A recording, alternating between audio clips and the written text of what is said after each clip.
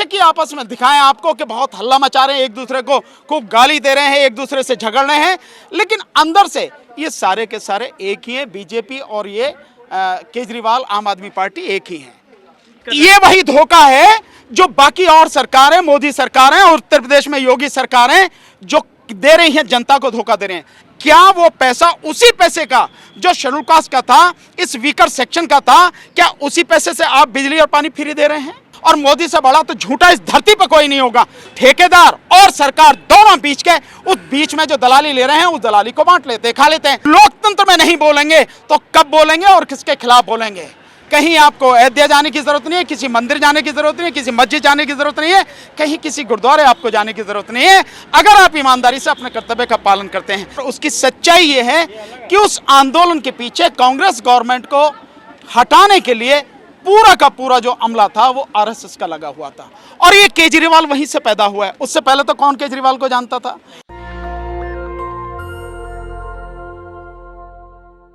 मेरे साथ इस समय सुप्रीम कोर्ट के सीनियर वकील भानु प्रताप हैं। सर, आप यहाँ पे एक अभी मार्च में शामिल हुए हैं। वो सफाई कर्मचारी को परमानेंट करने को लेकर लोग प्रदर्शन कर रहे थे। अपने स्पीच में आपने कहा कि अभी जो सबसे बड़ा खतरा है देश के लिए वो आरएसएस है, और केजरीवाल वहाँ से आरएसएस का निकला हुआ है। ऐसा क्यों? आपने अन्ना आंदोलन को जानते हैं आप? जिस समय अन्ना हजारे का आंदोलन चला था, उस आंदोलन के पीछे कौन था? उस आंदोलन में पैसा लगाने वाला, उस आंदोलन में लोग भेजने वाला, और उस आंदोलन को पूरी तरह से मीडिया की कवरेज कराने वाला कौन था उसके पीछे? उसकी सच्चाई ये है, कोई आपको बताएगा नहीं। अगर आप जानना चाहेंगे तो जान जाएंगे, पर उसकी सच्चाई ये है कि उस आंदोलन के पीछे कांग्रेस गवर्नमेंट को हटाने के लिए पूरा का पूरा जो अमला था वो आरएसएस का लगा हुआ था, और ये केजरीवाल वहीं से पैदा हुआ है। उससे पहले तो कौन केजरीवाल को जानता था? तो केजरीवाल वहां से पैदा हुआ है, इसलिए केजरीवाल आरएसएस का ही एजेंट है, उन्हीं का एक मोहरा है, और ये उन्हीं की पैदाइश है। तो इसलिए बीजेपी की बी टीम है। बेशक ही आपस में दिखाएं आपको कि बहुत हल्ला मचा रहे हैं, एक दूसरे को खूब गाली दे रहे हैं, एक दूसरे से झगड़ रहे हैं, लेकिन अंदर से ये सारे के सारे एक ही हैं। बीजेपी और ये केजरीवाल आम आदमी पार्टी एक ही है। इसलिए बार बार इनके ऊपर आरोप भी लग रहा है कि जो जुमला, जिस शब्द का इस्तेमाल गृह मंत्री ने किया था अपने वायदे को लेकर, तो वो सारे वायदे लगातार केजरीवाल के ऊपर भी यही आरोप लग रहा है कि जो केंद्र सरकार ने जो वादा किया था वो सारे वादे को उसने भुना दिया है, छोड़ दिया है। ठीक वैसे ही केजरीवाल भी कर रहे हैं। भाई, मैं समझता हूँ योगेंद्र यादव जी ने अभी आपके सबके सामने, क्योंकि ये उस समय जिस समय ये सब शुरू हुआ था, योगेंद्र यादव जी उसमें शामिल थे, और उन्होंने अपने आप ही बताया कि मैनिफेस्टो उन्होंने बनाया, और उस मैनिफेस्टो में आज जिन चीजों को लेकर हम सब आंदोलन कर रहे हैं ये सारी चीजें उसमें शामिल थी। पर 7 साल बीतने के बाद और 3 बार केजरीवाल मुख्यमंत्री रहे, उसके बावजूद भी आज तक कोई भी मांग, कोई भी बात जो मैनिफेस्टो में उन्होंने लिखी थी कोई भी पूरी नहीं हुई। इसका मतलब क्या है? क्या माना जाए इसका मतलब? इस पूरे बहुजन समाज ने, जिस तरह से झाड़ू की बात हो रही, झाड़ू आपने चिन्ह ले लिया, झाड़ू का चिन्ह लेके आपने इस पूरे समाज को मूर्ख बनाया, और ये पूरा समाज मूर्ख बना। मुझे ऐसे कहने में कोई दिक्कत नहीं। मैं एक उदाहरण से बताऊंगा आपको। जिस दौरान ये शायद दूसरा इलेक्शन हो रहा था, मैं शिमला घूमने गया हुआ था। शिमला में जहां गाड़ी पार्किंग वगैरह है, वो पार्किंग जो है, एक वहां के वाल्मीकि समाज के रवि नाम के साथी हैं, उनके पास में उसका ठेका था। और मैं जब अपनी गाड़ी लेने वहां पहुंचा और मेरी बातचीत हुई तो उन्हें पता लगा कि भी आप दिल्ली से हैं। तो अगले दिन फिर जब मैं दोबारा अपनी गाड़ी वहां पार्क करने गया तो वो कह रहे, सर हमारी सरकार बन गई, हमारी सरकार जीत गई। तेरी सरकार कहां से जीत गई भाई? कौन सी सरकार बन गई? यूं केजरीवाल की झाड़ू वाली सरकार नहीं बन गई दिल्ली में? अबे तो तेरी सरकार कहां है भाई? वो मतलब ये है आपको कि झाड़ू के निशान से इतना मूर्ख बनाया पूरे समाज को, और पूरा समाज मूर्ख बना। इसीलिए उसने कुछ भी काम किया नहीं, क्योंकि वो जानता है कि समाज को किसी भी तरह से आप मूर्ख बना सकते हो, उसको धोखा दे सकते हो, उसको गुमराह कर सकते हो। इसीलिए मैंने कहा कि समाज को समझने की जरूरत है। हमें भीख नहीं मांगनी, शेर की तरह अपना पंजा मजबूत करके हक अपना छीन लेना है। तीसरी अब सरकार जो मैंने बताया एमसीडी की सरकार है, अगले साल चुनाव होंगे, आप अपनी सरकार बनाओ, पूरे एमसीडी के तीनों एमसीडी में दिल्ली में जितनी भी हैं, इनमें अपनी सरकार बनाओ, अपनी बातें अपने आप काम करो, कानून भी आप बनाओ, लागू भी आप करो। क्या दिक्कत है आपको? लेकिन आप भानु जी आरोप लगा रहे हैं कि इन्होंने कुछ नहीं किया है या बेवकूफ़ बनाया है, शिक्षा की बात कीजिए, रोजगार, पानी की बात कीजिए, बिजली की बात कीजिए, ये सब में तो आज दिल्ली अपने आप को मॉडल के रूप में देश के दूसरे हिस्सों में पेश कर रहा है। ये वही धोखा है जो बाकी और सरकारें, मोदी सरकारें और उत्तर प्रदेश में योगी सरकारें जो दे रही हैं, जनता को धोखा दे रहे हैं। आप शिक्षा इसकी बात करो, बिजली पानी, क्या केवल बिजली पानी ही है? और शिक्षा की बात करो तो मैं आपसे पूछता हूं, आप बाकायदा इन्वेस्टिगेशन बात की करें, इसकी जांच करें, दिल्ली में कितने स्कूल हैं सरकारी, एमसीडी से जो चल रहे हैं वो, और दिल्ली गवर्नमेंट से चल रहे हैं जो, वो कितने स्कूल हैं, उनमें से कितनों को ठीक किया है? कितने लोग प्राइवेट, कितने बच्चे जो हैं प्राइवेट स्कूलों से आके छोड़ के आपके सरकारी स्कूलों में एडमिशन उन्होंने लिया है? आप इसका आंकड़ा तो देंगे? इसका कोई आंकड़ा नहीं है। बिल्डिंग दिखाई जाती है, हाँ मैं भी मानता हूं कि जो दिखाई जा रहे हैं बिल्डिंग बढ़िया बनी है। क्या केवल बिल्डिंग ही बढ़िया चाहिए हमें, या उसमें एजुकेशन भी बढ़िया चाहिए हमें, और जो प्रतिशत है बच्चों का वो उसमें होना चाहिए, वो भी है क्या? और इस कोरोना काल में जिस तरह से ऑनलाइन पढ़ाई हुई है, तो दिल्ली में कितने लोग ऑनलाइन पढ़ रहे हैं? बच्चे कितने, जो गरीबों के बच्चे हैं उनको कितनों को सुविधा मिली है जो ऑनलाइन वो पढ़ाई पढ़ सके?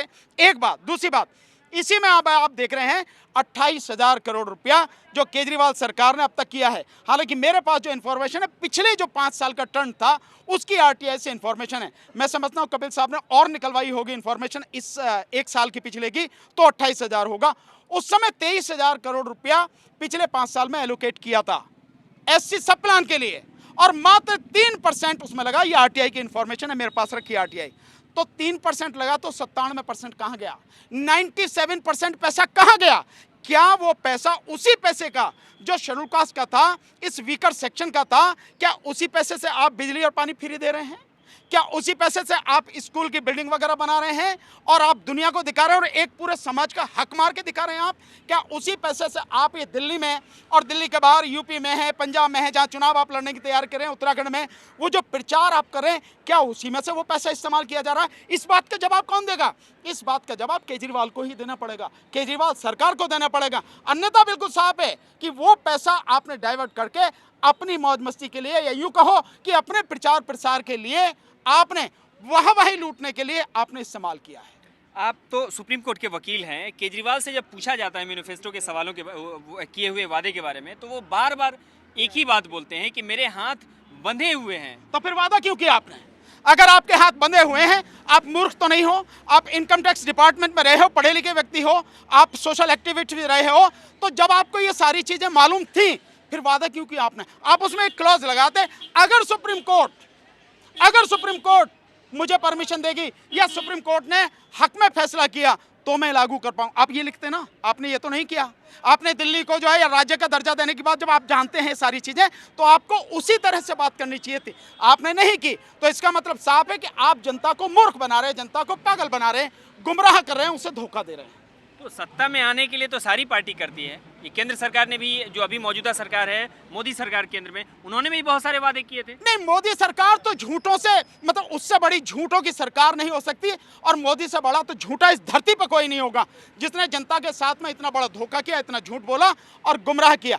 बात ये नहीं है, अगर यही सारी चीजें आप भी कर रहे हो तो आप में और उनमें कोई अंतर नहीं है, तो फिर आप ये अपने आप को पाक साफ कैसे दिखा सकते हो? और अगर यही स्थिति है तो आने वाले समय में जनता आपको सही कर देगी। वो अपना हक लेना जानती है, और अगर बिठाना जानती है तख्त पे, तो तख्त से उखाड़ना भी जानती है। सर, ये है सबसे बड़ा कि इस वक्त अभी महंगाई सबसे बड़ा मुद्दा है, लेकिन इस पर कोई बात नहीं कर रहा है, ना केंद्र सरकार, राज्य सरकार, या फिर उसमें बैठे हुए लोग जो मंत्री हैं या फिर देखिए, सांसद है, कोई नहीं बात कर आपकी बात बिल्कुल सही है, लेकिन मेरा मतलब केवल महंगाई नहीं, महंगाई के साथ साथ बाकी सारे मुद्दे भी हैं। क्या एजुकेशन मुद्दा नहीं है? शिक्षा मुद्दा नहीं है? निश्चित रूप से मुद्दा है, और बहुत बड़ा मुद्दा है। और मैं कहूं तो सबसे पहले नंबर पर यह मुद्दा है। दूसरा, रोजगार का मुद्दा। जिस देश में 17 करोड़ डिग्रीधारी जो बच्चे हैं वो सड़क पर घूम रहे हो, उनको कोई रोजगार नहीं हो, क्या वो मुद्दा नहीं है? निश्चित रूप से वो मुद्दा है। और जिस तरह से महिलाओं के साथ बदतमीजी लगातार हो रही है, छेड़छाड़ हो रही है, लोगों का कत्ल हो रहा है, किडनैपिंग हो रहा है, ये सारी चीजें, ये भी उतने ही महत्वपूर्ण मुद्दे हैं जितनी महंगाई। और यहाँ जो है, ये जो ठेकेदारी प्रथा है जिसने लोगों का हक मारा है। अब देखिए, बड़ी अजीब सी स्थिति है कि ठेकेदारी प्रथा के वजह से एक तो रिजर्वेशन खत्म हो रहा है, दूसरा जो उसके और उससे बड़ा नुकसान हो रहा है कि उस कर्मचारी के नाम पर सरकार से उतने ही पैसे आते हैं, लेकिन उसे नहीं मिलते कर्मचारी को। कहाँ जाते हैं? वो ठेकेदार के हाथ में जाते हैं। और ठेकेदार कैसे करता है? ठेकेदार और सरकार दोनों बीच के, उस बीच में जो दलाली ले रहे हैं उस दलाली को बांट लेते हैं, खा लेते हैं। तो मर कौन रहा है? वो मर रहा है, वो मजदूर मर रहा है। काम वही मजदूर कर रहा है, कोई और नहीं कर रहा है। वही मजदूर कल भी काम करता था, आज भी वही कर रहा है।